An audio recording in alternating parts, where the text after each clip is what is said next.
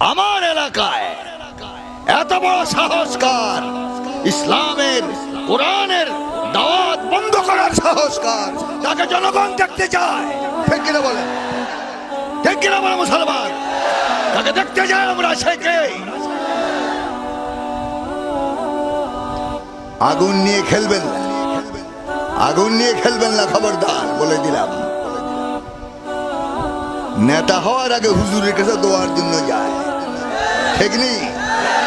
হুজুরের কদম বুঝি করে, আর হয়ে গেলে তখন বৃদ্ধাঙ্গুলি দেখায়। ঠিক কিনা বলেন?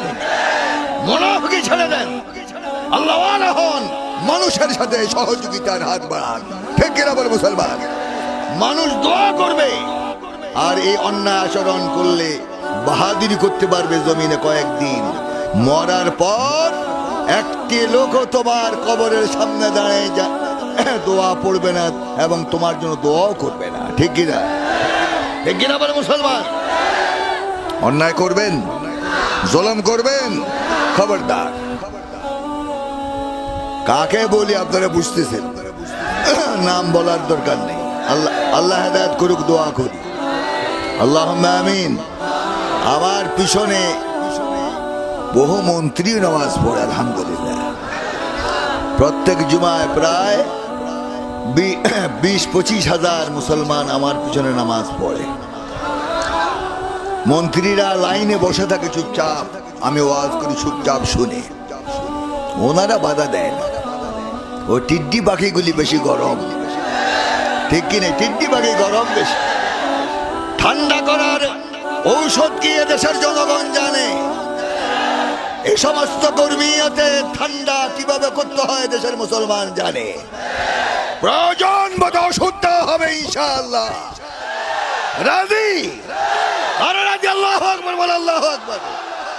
নারে তাকবীর, নারে তাকবীর, আল্লাহু আকবার। নাস্তিকদের আস্তানা ভেঙে দাও, কুড়িয়ে দাও, ভেঙে দাও, কুড়িয়ে দাও। নাস্তিকদের আস্তানা বদরের হাতিয়ার গর্জে উঠুক আরেকবার।